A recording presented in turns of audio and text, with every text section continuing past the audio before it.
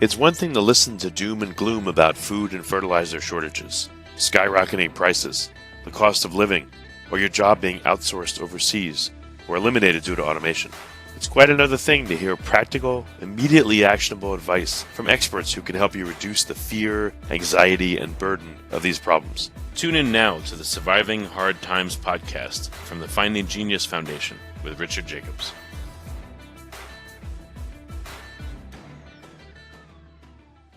Before we begin, a note from our sponsor. I'm Richard Jacobs, Executive Director of the nonprofit Finding Genius Foundation and host of the Finding Genius podcast. In late 2016, I was rear-ended at 65 miles an hour by a truck on the highway, which sent me off-road into a ditch. The impact of the collision gave me a concussion and other injuries. At the hospital, a CT scan showed that I had thyroid nodules, which turned out to be cancer. It was then, when I had a biopsy of my neck, that I realized even if I was a millionaire, I wouldn't want a second or a third biopsy due to the pain and the invasiveness of it. And appointments at that time for thyroid experts were 3 to 6 months out, and I was worried about dying now, even if that was irrational. So because of this, I've decided to raise money to conduct a literature review on steroids, on the causes of anxiety and depression, a condition that affects well over 50 million people in the United States and hundreds of millions worldwide. Our goal is to create a codex, a guide, that reveals all possible treatments for anxiety and depression for people that live with the condition, or for loved ones that have it, as my wife and my son do. To find out more about our fundraiser, visit findinggeniusfoundation.org and click on Current Initiatives. And now, to our guest. Hello, this is Richard Jacobs with the Surviving Hard Times podcast. I have Stacy Zivicki, aka Sustainable Stewards. We're going to talk about how she does prepping and sustainable agriculture and homesteading. She has a YouTube channel called Sustainable Stewards. Her website also is sustainable-stewards.myspreadshop.com. So, Stacy, thank you for coming. And thank you for inviting me. No problem. If you would, tell me a bit about your background and how you got into homesteading and prepping and all that stuff. Well, I am a native-born Wisconsin cheesehead. And of course, here in Wisconsin, it's agriculture. This is a big ag state. And so you cannot grow up in Wisconsin without having somewhat of a bug to grow something or raise something. I grew up on the heels of my great-grandmother, my grandmother, my dad, an entire family who really impressed and imposed self-sufficiency on me. And so I was raised amongst a family that, on my earliest memories of, being 7, 8, my great grandmother, who was a product of the Great Depression, telling me, Stacy, don't ever assume that there will always be food on the shelves. Don't ever assume that there will always be good times. You have to produce and you have to be a person that makes things happen for your family or you can die. So, I was raised with this mindset that, you become a producer or the possibilities of the outcome of not doing so are not exactly a good thing. So, sounds like your grandma was right and the timing for that is coming. Absolutely. And I was raised in a perfect locale for doing what I do. I mean, at age 8, I was bottle feeding calves, working at a dairy farm, baling hay in the summer. And, I would work on and off in the dairy industry my entire life from age 8 to the present day. 10 years ago, I started a CSA, a private food club, producing vegetables and fruits. And then a year later, I started producing meats for a CSA and farm sales and what have you as well. And my whole journey in this was to become self-sufficient so I didn't have to rely on mills. I didn't have to rely on seed companies and things of this nature to, make my dreams happen. You not only produced end products, but you created seeds and you made your own fertilizer and all that stuff too? Well, as far as the seeds go, of course, year one, if you're starting out and you don't have seeds, you buy your seeds. But from that point forward, every year, any of the vegetables or the fruits that I can harvest seed from and save the seed, that's what I do. I'm about 75% self-sufficient with the seeds. There are some seeds, of course, in Wisconsin, we just cannot harvest because we don't have enough. That's only a couple weeks. And as far as the feed goes for my layers and for my broilers and things like that, I have milk cows, family milk cows, and we feed raw milk free range off of compost piles, pasture, garden scraps, any kind of food scraps that, of course, would be waste products from our family. I also frequent local gas stations for their expired milk, and even a local restaurant for their waste lettuce and that kind of stuff for the animals. And then, of course, that's how we feed the pigs as well. So we have cows, we have pigs, and we have meat broilers and layers. And yes, my layers do produce. They don't skip a beat on egg production. So what was it like running a CSA? Like, what were some of the, and can you say what the acronym is? And again, what were some of the challenges in running one? Yeah, a CSA stands for Community Supported Agriculture. So basically the model is, it is a private food club where you engage and enter into a private contract. I have customers or families coming to me that are paying me ahead for the next seasons of produce or meat. Now, they enter into this contract understanding that it's a shared risk contract. So we are joining in the risk so that if, God forbid, a tornado comes or a drought comes, I get paid, they don't get that reimbursement. But the lovely thing about the model is I have my upfront labor costs. I get paid ahead. So I've got the capital to do things that most, monoculture farmers don't. A monoculturalist, they plant their corn and they have to wait, 4, 5, 6 months to get paid.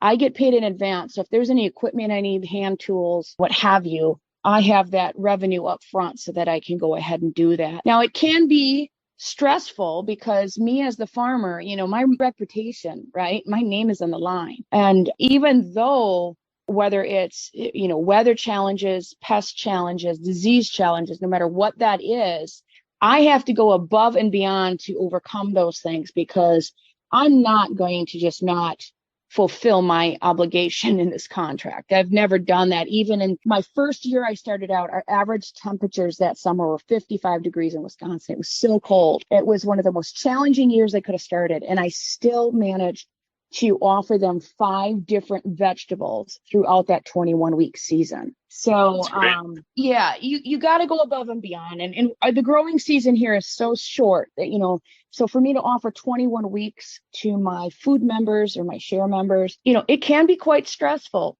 but it's truly a rewarding thing as well, So what were some of the aspects of running a CSA that were unexpected, either good or bad or tough? Well, I'll be honest with you. The community part was rough, right? So part of that is if the farm has any need for help, the members, I give a huge discount on the food because it's paid up front, right? So if you went to a grocery store and let's just say you bought a cabbage and that cabbage head was $5.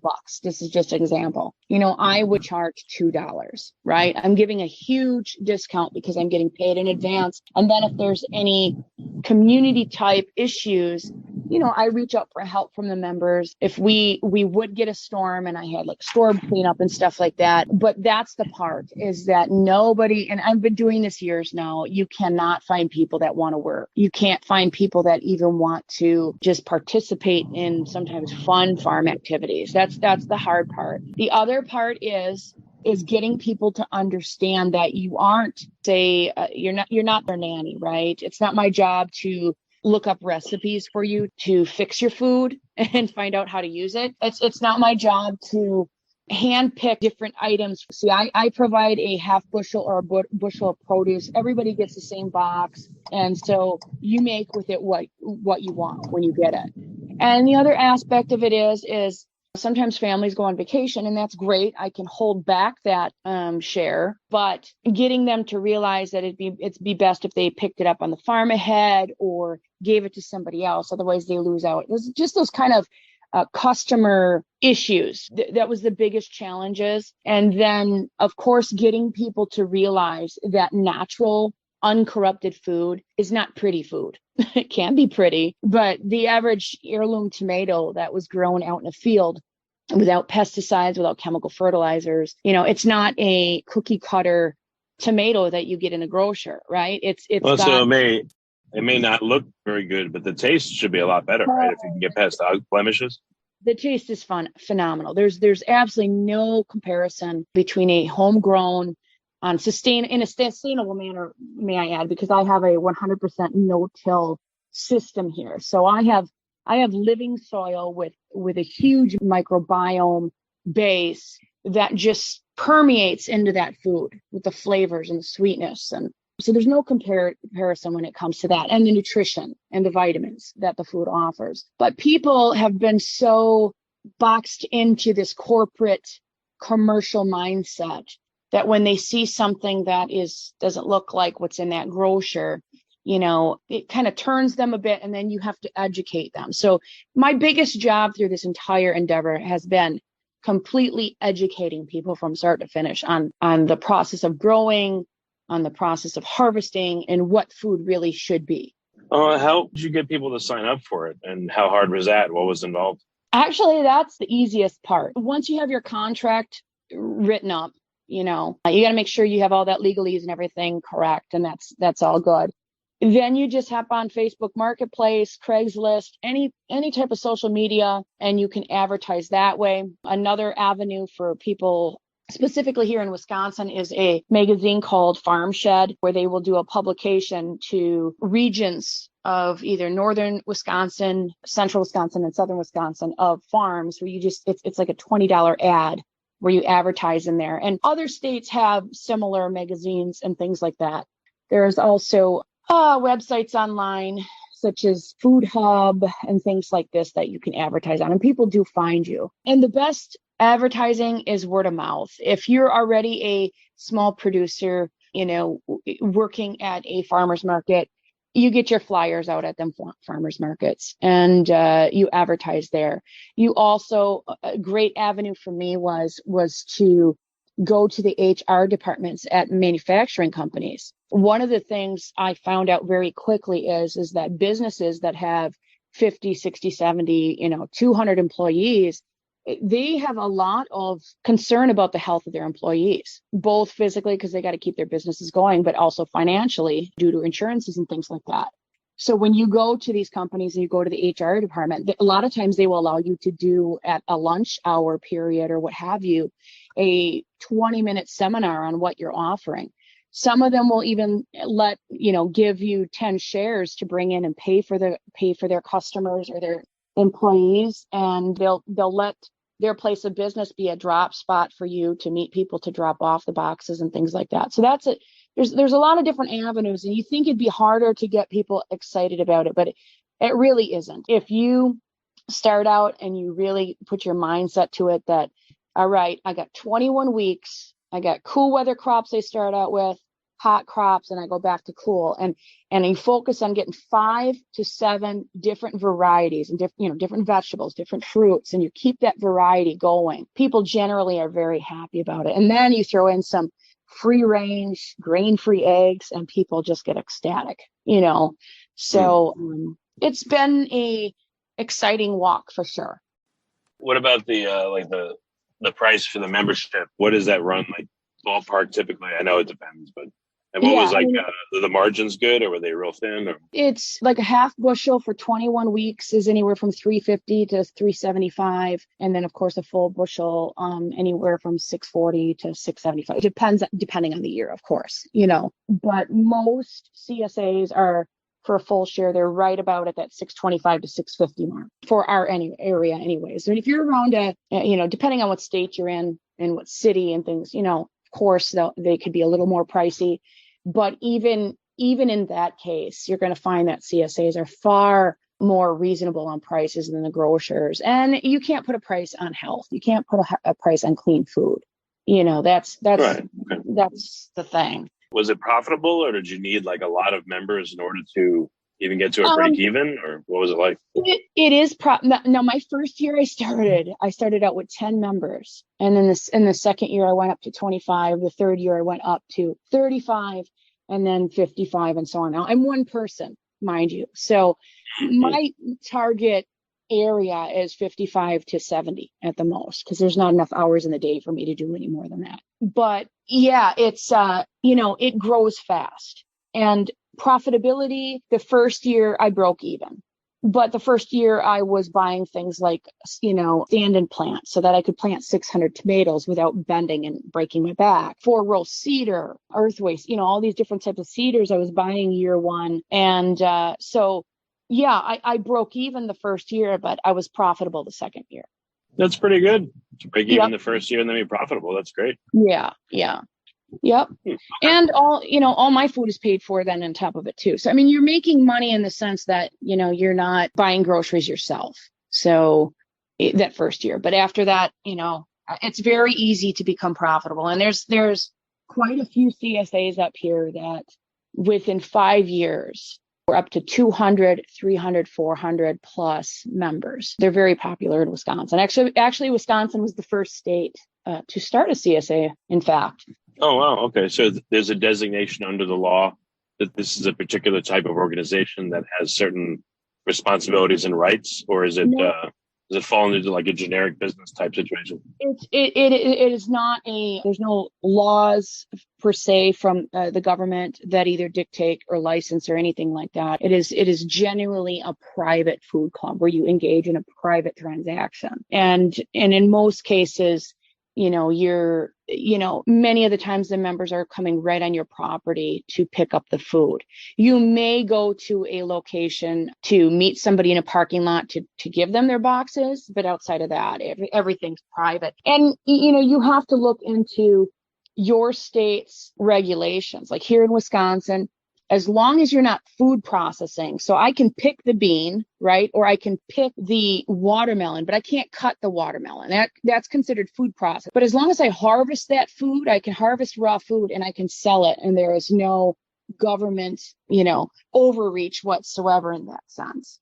Do you still do it, or are you focused more on the YouTube channel and other activities? No, I'm still doing it. I'm not quite the same. I'm doing bulk sales now. I have adapted from the 21-week, having boxes prepared, stuff clean and prepared every week, to seasonal bulk buys.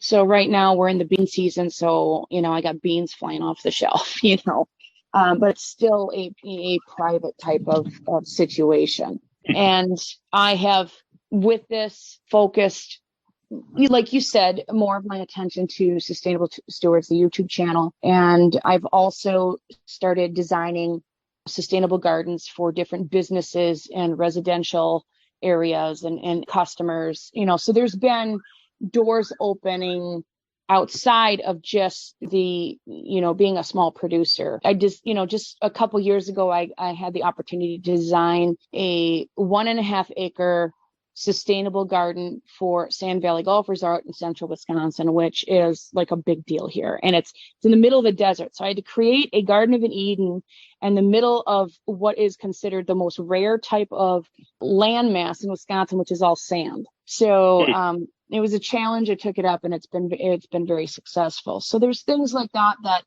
doors that have opened up for me that I've been very blessed and happy to accept, and then just going into schools and churches and in different venues and teaching people about sustainable agriculture, homesteading, just everything that goes along with that, permaculture, food preservation, canning, everything, Have you seen which groups seem to be like your CSA? Was it just individuals, or did you get a school or a church to sign up for it, or you didn't go that way? Most of the time it's individual families. I did get groups of people through businesses, if that makes sense, would come in on it. And I would get businesses that would give people like 2 free weeks. They'd pay ahead and to get their employees to, encourage them to sign up so they were eating healthier. But for the most part, it's individual households that join the CSA.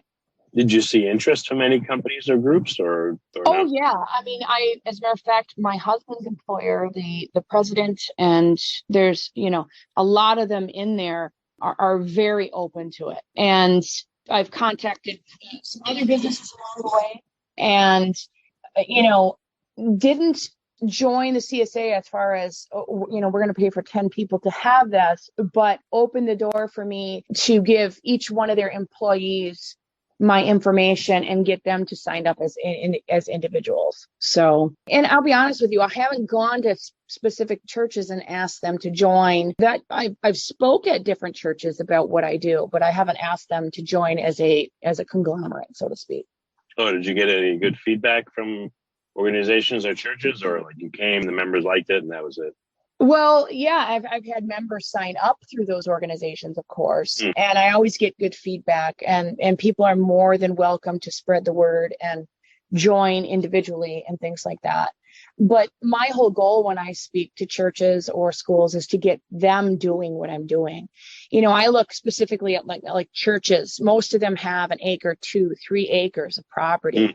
And it's it's usually in food deserts in the middle of cities, or it's in very affluent parts of the city. It just, or out in the country, it doesn't matter. They have plenty of acreage where they could have a full functioning garden and a full production going on there, and either be offering it to the needy, to the poor, or starting their own CSAs and, doing that for their parishioners or their community. That's kind of my goal, is to get people, to get them interested in what I'm doing, because I can only do so much. I've got a 13, But did you see that these places were interested? Yeah. Were they just afraid that they couldn't do it themselves? Or why wouldn't the churches and the other places you've spoken to take the reins and do it themselves? Like, did they, they just listened and they just didn't do anything? They get excited. A lot of them get excited and they'll start out. The biggest thing, like I said, is getting people to help. Like, for instance, I always offered a work share. I don't ever want money to be an issue why people can't eat clean food. That's never been a thing for me. Or a barter. I have a gal that bartered me her knitting and crocheting for my Zoom meetings and my conferences. I never want money to be an issue. So I always offered a couple work shares. Well, you get people that come out, okay, great, I'm going to get this food. And it's like, all right, you got to work, 3 or 4 hours a week. That's it. And I mean, here's an example. I had a father, I had an 18-year-old son and a 16-year-old son, and they wanted to work up. And I'm just going to say it. At the time, I was 40 years old. I'm a 40-year-old woman, and I worked all 3 of them under the table, and they barely got a thing done by the end of 4 hours. And, it's frustrating because I feel I'm providing a valuable, a product, a superior product. And so therefore, when you have somebody on your property that says, hey, I want to work for this, you feel that they should actually work for it. You know what I mean? Well, maybe is it real hard physical labor? And no, maybe that's what the problem was, or no? No, because I have curtailed my growing methods, completely permanent raised no-till beds with a hay mulch system. So it's not like pulling weeds or anything that. Most of the time what it is, pruning tomatoes. And I teach how to do this, or harvesting for that week's pick up for the rest of the members, harvesting, and then just washing vegetables off. But, it's that part is for farmers, I think, is frustrating. And that's typically, I'll be honest with you, working in the dairy industry for years. That's the problem that agriculture has as a whole. It's not that people don't want to work, because people will work. But it just seems in the past 15 years, people want to do the path of least resistance. They just want to work enough, just to get by. That going above and beyond seems to be a thing of a past. And I don't mean to offend anybody. It's just we're in a cycle, and I think you're not working hard to offend people and going out of your way and putting in tons of effort. I'm just kidding. Right. Yeah. It's too bad people don't put in a lot of effort not to be offended and to listen instead. But that doesn't work either. Right. And when you get into the agricultural field, you hear there's the politics behind it, right? This is why we need the migrant workers, because Americans won't work and things like this. It's not that Americans won't work. I mean, obviously I work on dairy farms. I run my own business. I run my own homestead, and I still work on dairy farms, right? The difference is when you get into that field, like I said, I provide a quality product, right? I'm giving a pretty good quality product for the 3 or 4 hours you work. we're not willing to go work for a dairy farm for $8 an hour or minimum wage, 12-hour shifts and without a break. That's the difference. And that's what people that are not in agriculture don't understand. Americans will work these jobs. We just will not be abused in these jobs. Right. So, have you had people that you've just hired to work, for a wage? And has that been a problem for you, or you haven't gone there yet? I have not gone there yet. And I'll be honest with you. I'm not to that point because I'm one person doing this. I'm kind of at my threshold as far as, growing, and getting bigger. And I'll be honest with you, once you start hiring people in that sense, now we're talking workman's comp and Right. And I don't know anything about that. Yeah, it's a whole nother thing. Have you tried underground greenhouses or growing in containers, trying to do something year round? Or, what are the negatives of that? I have a 37 by 47 high tunnel hoop house. Okay. And I also have the ability to put up caliper tunnels and things like that to extend my season all the way through the first week of January. Here in Wisconsin, now I have a wood burning stove in my hoop house. Technically, I could heat that thing and I could grow all year. Of course, it would have to be cool crop. It would have to be low light crops because come October, we're in the dark here. And that's what a lot of people don't get. I mean, it's, you can still grow crops up here, but we don't have sun. So growing things like even Illinois, they can have hoop houses and they can grow tomatoes year round. We can't do that up here. We just don't have enough sunlight for it. So the amount of labor and the amount of energy and resources it takes for me to fill that stove up 3 times a night is not worth the economic outcome at the end of the day. So what I do is I use it to extend my seasons 2 months on each end, 2 months into the fall and 2 months earlier in the spring. And then I take January and February off. It's not that I'm not planting in February, but I'm not harvesting. So, and to be honest with you, anybody that runs a CSA needs 2 to 3 months off a year. Oh, the work's pretty intense. That's why. Yeah. The work, it's very rewarding, but it's very intense. By the end of your 21, 22 weeks, you're ready for a break. So what have you grown that, it just didn't work out for some reason? And what did you grow that worked really well? Any suggestions there for people that want to, do the same?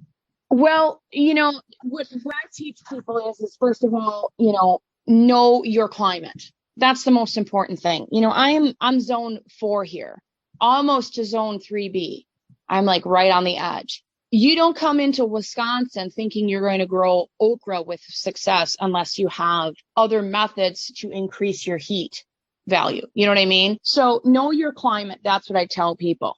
Are you in a dry, arid climate? Are you in a hot climate, wet, humid, whatever it is? And then adapt your practices to that. Now, here's an example. It was about 4 years ago. We had just a really cool, wet season. I mean, I'm not kidding you. If we had 4 days without rain that summer, that was it. Tomatoes. Now, remember, I told you that I save my heirloom seeds every year. Okay, I harvest those, I save those. I was the only person within 5 miles that had tomatoes. And I'm going to tell you why. Because I saved those seeds. And throughout the years, my tomatoes that have experienced blights and different diseases, I specifically go pick the fruit off of those that have that disease, and I save that seed because that is the most natural form of an inoculation. They've been exposed to the disease, they have overcome it, they made it through, and they've got a natural immunity to it. That exists in plants too, and people don't realize it. So I had been saving seeds for years with the intent to just have Wait, so you save seeds from plants that had been attacked by the blight? Yes. And you planted those same seeds and then therefore they were immune to it? They're either immune all the way or they at least have and I don't like the word immune system, but that's as close as we have, but they have an immune or they have the ability to fight it better, if that makes sense. So I have that makes sense. I've never heard of anyone approaching it that way, but it makes total sense. Right. And That's I had cool. been saving seeds for 10 years, exposing them to diseases, various things. And we get this really cold, wet season. And we happened to have 100-mile-an-hour wind that came through. I lost 300 tomato plants. I shouldn't say I didn't lose them, but they were just at that point where they were ready to be trellised and pruned. And we had this wind come through and knock everything down. It was a tangly mess. I couldn't. Oh, it knocked down your hoop house and exposed the tomatoes, and they died? No, it didn't knock down. These were outside tomatoes, but I couldn't trellis, I couldn't prune, I couldn't do the things that you normally would do to fend off disease. Okay. I had to leave them lay there on the ground and just hope. At the end of the season, I actually had tomatoes. Now, we had people that had, tomatoes out in a field, all pruned properly, all put up, that were just overtaken by blight because it was so wet that year. I didn't have a neighbor around here that had tomatoes, but I had tomatoes. I took a hit, but I still had about a 50% yield when they had almost zero, So that's, the sustainability. When we talk about sustainability, the word sustainability has kind of been perverted over the years. It's kind of been politicized and it's been used for nefarious reasons. But when I look at the word sustainability, it is economically sustainable, it is physically sustainable, environmentally sustainable, and every which way you can use that word. And so I'm able to sustain my tomato production by breeding in disease-resistant plants. It's a self-sustaining cycle. And you won't get that by buying seeds online. You won't get that by going to the Amish greenhouses that are in just about every state. I always warn people, be ready for blight, because they have their tomatoes in the same spot every year. Any kind of greenhouse that, and none of the tables get washed. So these are the things I teach people. But wouldn't they have been exposed then? The tomatoes that have been in an area the same every year, and wouldn't they be resistant to blight then? Not baby seeds. You have to be able to get that plant from exposure to fruit. Okay, you have to get it all the way through. And I'm going to tell you, it's about 85 to 90% of the time you're not going to get that plant to have fruit at the end that you can harvest seeds from. Because if you get an early blight and it's early enough, you're not even having proper seeds at that point, or maybe you don't even have fruit on the tree at that point, and the whole plant just dies before you even get tomatoes. So if it gets to a certain point, like you said, then the seeds have been somewhat inoculated and they can be reused. Yes. But understand, if you're able to save them seeds, that's great. But if you don't know what you're dealing with and you don't know how to get through the blight, you don't know how to prune, you don't know how to, add calcium for calcium deficiency, you don't understand disease or lack in nutrients, it's hard to get through those trials. And, I tell people all the time, in the preparedness world, because I teach preparedness. I teach people how to go out and get first 3 months of groceries extra, 6 months up to a year, and so on and so forth, right? But I tell people all the time, if you can't replace these groceries, if the system isn't there to support you, you're up a creek without a paddle. And don't assume that you can just go outside in the dirt and plant a seed and it's going to grow and you're going to know what to do with it. Yeah. It took me 8 years to get to where I am with disease and all these other issues that come up, Can you just watch YouTube and they'll tell you everything nowadays? Kind of kidding. Yes and no. Honestly, I don't believe anybody has to go into a 2 or 4 year, debt through college to learn the things that I do here. I didn't do that. You certainly don't have to do that, but you have to have people around you to guide you. That's kind of what I'm trying to do with my Zoom meetings. I tell people to send me pictures, if they got problems and things like this, so I can help walk them through the issues. But YouTube offers a lot, but at the same time, it's not like hands-on. You know what I mean? It's right. Not like calling somebody and saying, "Hey, can you help me out?" Okay. Your idea sparked a question in my mind. So let's say you had a really cold summer one year. If you kept the seeds, from plants that went to literally fruition, do you think they would be better adapted to to growing in a cold season? Let's say if you're able to preserve the seeds for a couple of years and it gets cold, Absolutely within reason. And I say that because some, like a tomato or a bell pepper, right? It's a warm season crop. But there are bell peppers. Now, most bell peppers, like you folks down south, they can grow the heck out of bell peppers. We have a couple varieties up here that do good in cold weather. Why? Because growers recognized the varieties and they saved those seeds year after year and they adapted them to our climate. So absolutely those seeds can adapt to climate. But again, you get a summer where the average temperature is 55 degrees. That's a challenge for anybody unless you got like a low tunnel, caterpillar tunnel or what have you, Okay. So that's strategy, but again, it can work for a lot of different things, it sounds like. Yes. Okay. Yeah, that's excellent. So what's your plans going forward? You've put in many years, you've learned what to do. You've had a CSA. I mean, what are your plans for, going forward the next few years? Do you want to expand? Do you just want to maintain? Do you want to improve margins? What are you looking to do?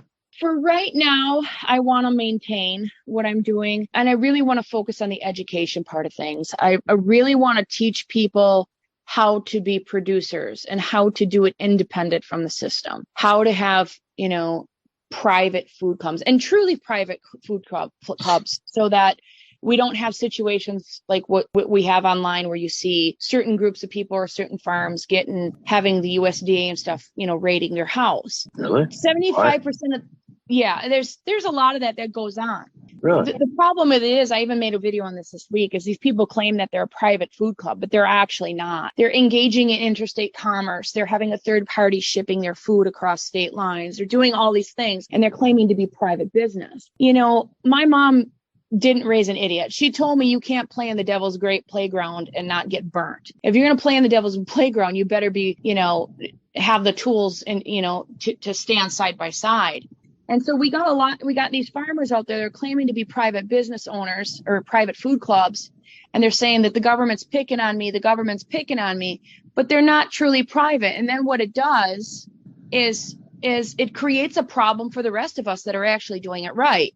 Right? We're going under the radar here. We're doing business and we're staying within the law and the people are healthy. I'm not out here butchering a cow in the backyard or in my private facility and shipping it over state. I'm not doing that. I'm sticking within the guidelines. And so then what happens is it shines a dark shadow on the rest of us that are doing it right. And then we get the state or we get the federal government that wants to shut everybody down. So I want to teach people how to do this the right way, to stay within the legal guise, the guidelines, because as well as I do that government just wants more and more and more and more. And right now, any farmers that are trying to stay within the regulations, they have their freezers licensed, right? They're using USDA processors, which is getting harder and harder to do because there's not enough processing facilities. They're trying to stay within all these regulations, but government is just, clamping down harder and harder. And all of it does is it puts more small producers out of business. So I want to teach people to do this the right way so that they are within the guidelines of regulations and law and not cast a shadow on this system, So that's my goal, teaching and growing and expanding that way. And I really do want to focus a lot more on bulk sales. I would love in the next 2 years to have a 100% you pick bulk sale farmstead here, so that I would have not just, raspberries and strawberries and things like that, which most people have for you pick, but beans, tomatoes, and then I got people coming and they are picking they're picking their produce, they're picking their vegetables and fruits, and I'm not having to commit that labor. They're engaging in their own labor force, which is fantastic. Okay. Well, very good. Where do you recommend people start learning about, growing their own food? Like, how do they dip their toe in if they have no experience, if they've never done anything like this before, and they just want to start experimenting and growing a little bit for themselves, maybe offsetting, 5% of their calories, 2%, something. Right. Well, again, people can go to channels like mine and go back through the playlists and things like that and look at videos that people have made. But I do suggest people to go out, and I don't even care what kind of gardening book it is. Gardening for Dummies 101, Gardening Basics, whatever it is, and get a physical hardcover book and start growing. Start learning from that book. Because, if the internet ever goes down, if these phones disappear, whatever, you got to have something tangible in your hands that shows you what diseases are, shows you how to rectify the situation. You have to have that in your hands. So books definitely. YouTube is great. Like I said, it doesn't fulfill everything, but it's the next best thing to hands-on formal education.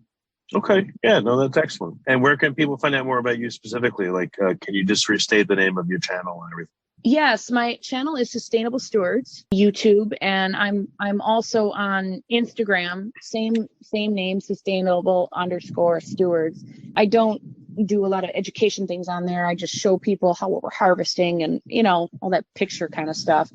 But you can also contact me at sustainable.stewards7@gmail.com.